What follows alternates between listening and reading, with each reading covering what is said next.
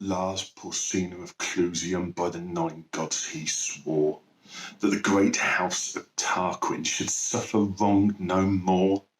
By the 9 gods he swore it, and named a trysting day, and bade his messengers ride forth, east and west, south and north, to summon his array. East and west and south and north, the messengers ride fast. And tower and town and cottage have heard the trumpets blast. Shame on the false Etruscan who lingers in his home, when Porsena of Cluseum is on the march for Rome. The horsemen and the footmen are pouring in amain, from many a stately marketplace, from many a fruitful plain, from many a lonely hamlet, which, hid by beech and pine like an eagle's nest, hangs on the crest of purple Apennine. From lordly Volaterrae, where scowls the far-famed hold, piled by the hands of giants for godlike kings of old. From sea-girt Populonia, whose sentinels descry Sardinia's snowy mountain-tops fringing the southern sky. From the proud mart of Pisae, queen of the western waves, where ride Massilia's triremes, heavy with fair-haired slaves. From where sweet Clanis wanders, through corn and vines and flowers, from where Cortona lifts to heaven her diadem of towers. Tall are the oaks whose acorns drop in dark Auser's rill. Fat are the stags that champ the boughs of the Ciminian hill. Beyond all streams Clytumnus is to the herdsman dear. Best of all pools the fowler loves the great Volsinian mere. But now no stroke of woodman is heard by Auser's rill. No hunter tracks the stag's green path up the Ciminian hill. Unwatched along Clytumnus grazes the milk-white steer. Unharmed the waterfowl may dip in the Volsinian mere. The harvests of Horatium this year old men shall reap. This year young boys in Umbro shall plunge the struggling sheep. And in the vats of Luna this year the mush shall foam round the white feet of laughing girls whose sires have marched to Rome. There be 30 chosen prophets, the wisest of the land, who always by Lars Porsena both morn and evening stand. Evening and morn the 30 have turned the verses all, traced from the right on linen white by mighty seers of yore. And with one voice the 30 have their glad answer given. Go forth, Lars Porsena, go forth, beloved of heaven. Go, and return in glory to Cluseum's royal dome, and hang round Nursia's altars the golden shields of Rome. And now hath every city sent up her tale of men, the foot 80,000, the horse 1,010. Before the gates of Sutrium is met the great array. A proud man was Lars Porsena upon the trysting day. For all the Etruscan armies were ranged beneath his eye, and many a banished Roman and many a stout ally. And with a mighty following to join the muster came the Tusculan Mamilius, prince of Latian name. But by the yellow Tiber was tumult and affright. From all the spacious campaign to Rome men took their flight. A mile around the city the throng stopped up the ways. A fearful sight it was to see through 2 long nights and days.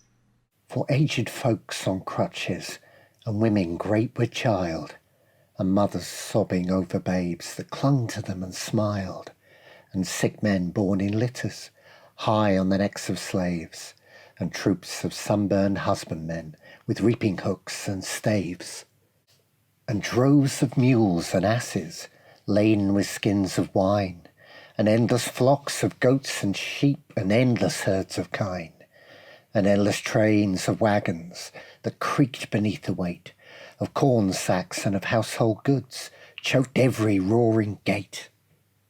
Now from the rock Tarpeian could the one burghers spy the line of blazing villages red in the midnight sky. The fathers of the city They sat all night and day, for every hour some horseman came with tidings of dismay. To eastward and to westward have spread the Tuscan bands, nor house, nor fence, nor dovecot in crusty Miriam stands. From Ravenna down to Ostia hath wasted all the plain. Astur hath stormed Janiculum, and the stout guards are slain. I wist in all the senate there was no heart so bold, but sore it ached and fast it beat when that ill news was told. Forthwith uprose the consul, uprose the fathers all. In haste they girded up their gowns and hied them to the wall.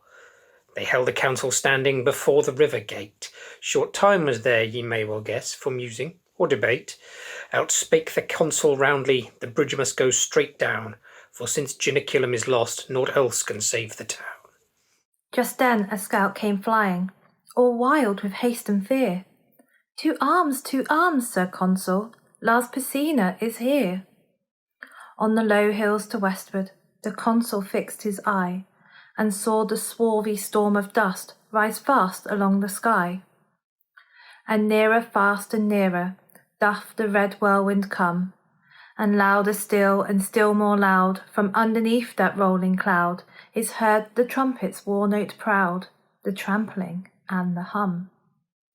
And plainly and more plainly, now through the gloom appears, far to left and far to right, in broken gleams of dark blue light, the long array of helmets bright, the long array of spears. And plainly and more plainly, above that glimmering line, now might ye see the banners of 12 fair cities shine. But the banner of proud Cluseum was highest of them all, the terror of the Umbrian, the terror of the Gaul. And plainly and more plainly, now might the burghers know, by port and vest, by horse and crest, each warlike Lucamo. There Silnius of Arietum on his fleet roan was seen, and Astur of the fourfold shield, girt with brand none else may wield, Tolumnius with the belt of gold, and dark Verbena from the hold, bide reedy Thrasymene. Fast by the royal standard, o'erlooking all the war, Lars Porsena of Cluseum sat in his ivory car. By the right wheel rode Mamelius, prince of the Latian name. By the left, false Sextus, who wrought the deed of shame. But when the face of Sextus was seen among the foes, a yell that rent the firmament from all the town arose. On the housetops was no woman, but spat at him and hissed. No child, but screamed out curses and shook its little fist. But the consul's brow was sad, and the consul's speech was low, and darkly looked he at the wall, and darkly at the foe. Their van will be upon us before the bridge goes down, and if they once may win the bridge, what hope to save the town? Then out spake brave Horatius, the captain of the gate. To every man upon this earth, death cometh soon or late. And how can man die better than facing fearful odds for the ashes of his fathers, for the temples of his gods, and for the tender mother who dandled him to rest, and for the wife who nurses his baby at her breast, and for the holy maidens who feed the eternal flame, to save them from false Sextus, who wrought the deed of shame. Hew down the bridge, Sir Consul, with all the speed ye may. I, with 2 more to help me, will hold the foe in play. In yon straight path 1,000 may yet be held by 3. Now who will stand on either hand and keep the bridge with me? Then outspake Spurius Latius, a Ramnian proud was he. Lo, I will stand at thy right hand and keep the bridge with thee. Then outspake strong Herminius, of Titian blood was he. I will abide on thy left side and keep the bridge with thee. Horatius, quoth the consul, as thou sayest, so let it be. And straight against that great array went forth the dauntless 3. For Romans in Rome's quarrel spared nor land nor gold, nor son, nor wife, nor limb, nor life in the brave days of old. Now Roman is to Roman more hateful than a foe, and the tribunes beard the high, and the fathers grind the low. As we wax hot in faction, in battle we wax cold, where four men fight not as they fought in the brave days of old. Now, while the three were tightening their harnesses on their backs, the consul was the foremost man to take in hand an axe, and fathers, mixed with commons, seized hatchet, bar, and crow, and smote upon the planks above, and loosed the props below. Meanwhile, the Tuscan army, right glorious to behold, come flashing back the noonday light, rank behind rank, like surges bright, of a broad sea of gold. 400 trumpets sounded, a peal of warlike glee, as that great host, with measured tread, and spears advanced, and ensigns spread, rolled slowly towards the bridge's head, where stood the dauntless three. The three stood calm and silent, and looked upon the foes, and a great shout of laughter from all the vanguard rose, and forth 3 chiefs came spurring before that deep array. To earth they sprang, their swords they drew, and lifted high their shields and flew to win the narrow way. Aunus from green Tifernum, lord of the hill of vines, and Seius, whose 800 slaves sicken in Ilva's mines, and Picus, long to Cluseum vassal in peace and war, who led to fight his Umbrian powers from that grey crag where, girt with towers, the fortress of Nequinium lowers o'er the pale waves of Nar. Stout Lartius hurled down Aunus into the stream beneath. Herminius struck at Seius, and clove him to the teeth. At Picus, brave Horatius darted one fiery thrust, and the proud Umbrians' gilded arms clashed in the bloody dust. Then Ocnus of Philae rushed on the Roman 3, and Lausulus of Ergo, the roamer of the sea, and Arruns of Volsinium, who slew the great wild boar that had his den amidst the reeds of Cosa's fen, and wasted fields and slaughtered men along Albinia's shore. Herminius smote down Arruns, Lateus laid Ocnus low, right to the heart of Lausulus. Horatius sent a blow. Lie there, he cried, fell pirate, no more aghast and pale. From Ostia's walls the crowd shall mark the track of thy destroying bark. No more Campania's hinds shall fly to woods and caverns when they spy thy thrice accursed sail. But now no sound of laughter was heard amongst the foes.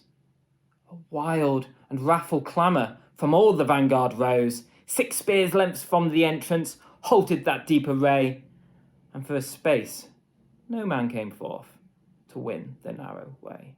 But hark, the cry is Astor, and lo, the ranks divide, and the great lord of Luna comes with his stately stride. Upon his ample shoulders clangs loud the fourfold shield, and in his hand he shakes the brand, which none but he can wield. He smiled on those bold Romans, a smile serene and high. He eyed the flinching Tuscans, and scorn was in his eye. Quoth he, the she-wolf's litter stand savagely at bay, but will ye dare to follow if Astur clears the way? Then whirling up his broadsword with both hands to the heights, he rushed against Horatius and smote with all his might. With shield and blade Horatius right deftly turned the blow. The blow, though turned, came yet too high. It missed his helm, but gashed his thigh. The Tuscans raised a joyful cry to see the red blood flow. He reeled, and on Herminius he leaned one breathing space. Then, like a wild cat mad with wounds, sprang right at Astur's face. Through teeth and skull and helmet, so fierce a thrust he sped, the good sword stood a handbreadth out behind the Tuscan head. And the great lord of Luna fell at that deadly stroke, as falls on Mount Alvernus a thunder-smitten oak. Far o'er the crashing forest the giant's arms lie spread, and the pale augurs, muttering low, gaze on the blasted head. On Astur's throat Horatius right firmly pressed his heel, and thrice and 4 times tugged amain, ere he wrenched out the steel. And see, he cried, the welcome, fair guests, that waits you here. What noble Lucumo comes next to taste our Roman cheer? But at his haughty challenge a sullen murmur ran, mingled of wrath and shame and dread, along that glittering van.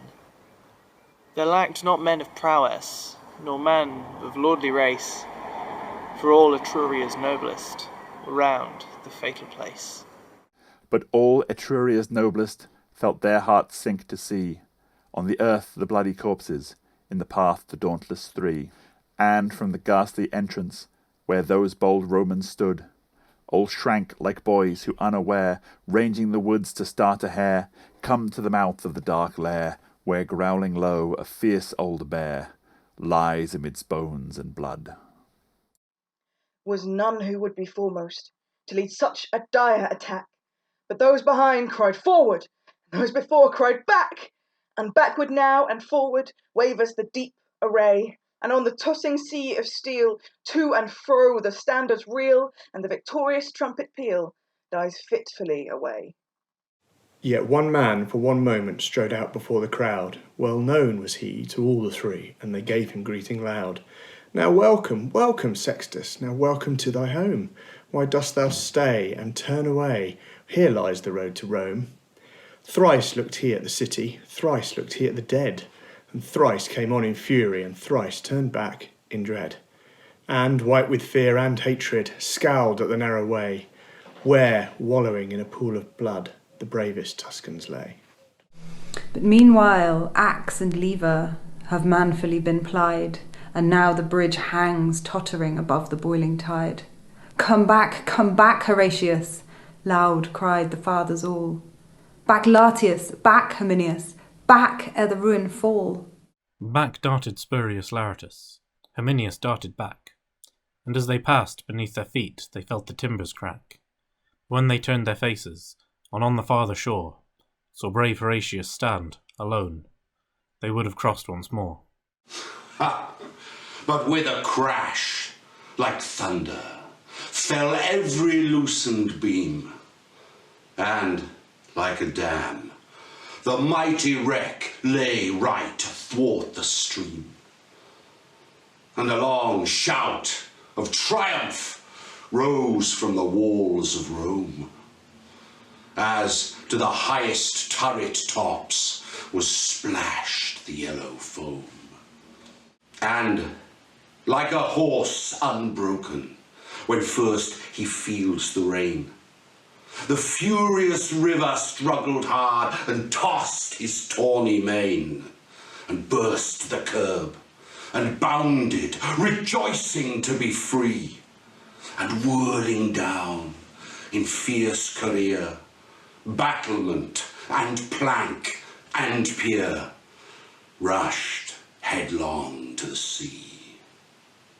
Alone stood brave Horatius, but constant still in mind, thrice 30,000 foes before and the broad flood behind. Down with him, cried false Sextus with a smile on his pale face. Now yield thee, cried Lars Porsena, now yield thee to our grace. Round turned he, as not deigning those craven ranks to see. Naught spake he to Lars Porsena, to Sextus naught spake he. But he saw on Palatinus the white porch of his home, and he spake to the noble river that rolls by the towers of Rome. O Tiber, Father Tiber, to whom the Romans pray, a Roman's life, a Roman's arms take thou in charge this day. So he spake, and speaking, sheathed the good sword by his side, and with his harness on his back, plunged headlong in the tide. No sound of joy or sorrow was heard from either bank, but friends and foes in dumb surprise, with parted lips and straining eyes, stood gazing where he sank. And when, above the surges, they saw his crest appear.